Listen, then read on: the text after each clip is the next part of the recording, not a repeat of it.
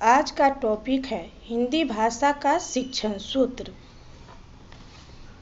प्रसिद्ध शिक्षा Shastri Herbert Spencer ने शिक्षण विधि पर विचार करते समय शिक्षण प्रक्रिया के विश्लेषण के आधार पर कुछ समान शिक्षण सूत्रों की रचना की, जिनमें से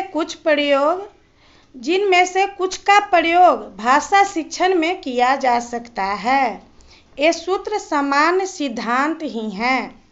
जिन शिक्षण सूत्रों का प्रयोग भाषा शिक्षण में किया जा सकता है वे निम्नलिखित हैं। पहला, मूर्त से अमूर्त की ओर। इसे स्थूल से सूक्ष्म की ओर भी कहा जाता है। घोड़ा देखकर घोड़े का प्रत्यय बनाया जाएगा। मॉडल, चार्ट आदि के सहारे किसी वस्तु का वर्णन करना सरल होता है। नंबर 2, ज्ञात से अज्ञात की ओर। जो बात छात्र जानता है उसे आधार बनाकर अज्ञात वस्तुओं की जानकारी देना। नंबर 3, सरल से कठिन की ओर। सरल शब्दों, वाक्यांशों, मुहावरों, गीतों आदि को पहले पढ़ाना चाहिए, तत्पश्चात कठिन विषयों को लिया जाए। चौथा, पूर्ण से अंश की ओर। इसी शिक्षण सूत्र के आधार पर कहा जा सकता है कि पहले वाक्य, फिर शब्द और तब वर्ण की शिक्षा दी जाए। पहले संपूर्ण कविता का वाचन हो, तत्पश्चात उनके खंड वाचन हो। नंबर 5, प्रकृति का अनुसरण। बालकों की प्रकृति के अनुसार शिक्षा दी जाए और प्राकृतिक वातावरण में शिक्षा हो। भाषा सीखने में प्राकृतिक वातावरण एवं बालक के स्वभाव का विशेष महत्व है। नंबर 6, विश्लेषण से संश्लेषण की ओर।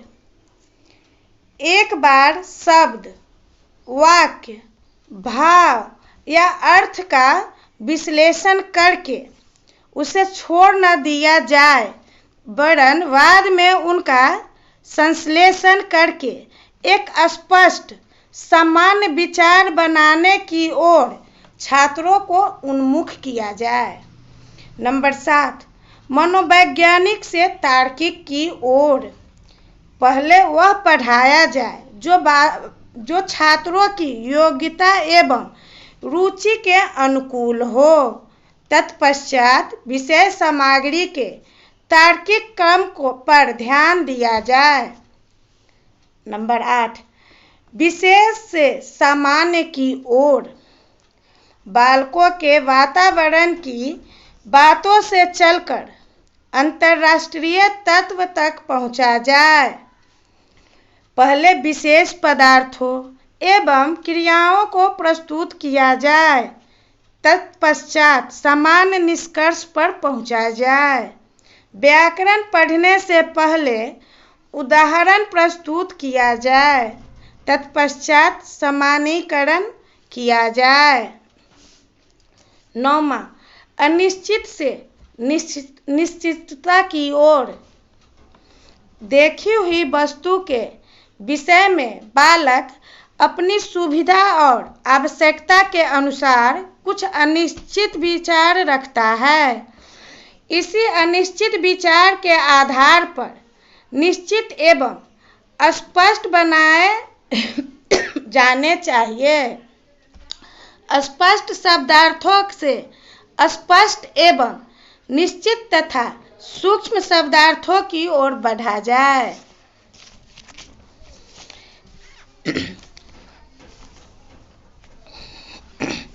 इन सिद्धांतों पर अनेक शिक्षा शास्त्रियों एवं भाषाविदों ने अपने अपने विचार दिए हैं। प्रसिद्ध भाषा शास्त्री हेराल्ड पामर ने भाषा अध्ययन नामक में समान सिद्धांतों की चर्चा की है। वे निम्नलिखित हैं।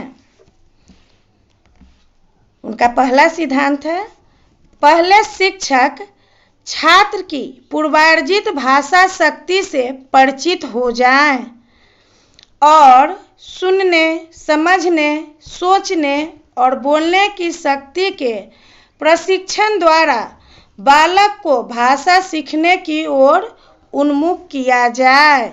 यह प्रारंभिक तैयारी है। दूसरा, पूर्वार्जित आदतों का उपयोग करते हुए नई एवं सही आदतों का निर्माण किया जाए।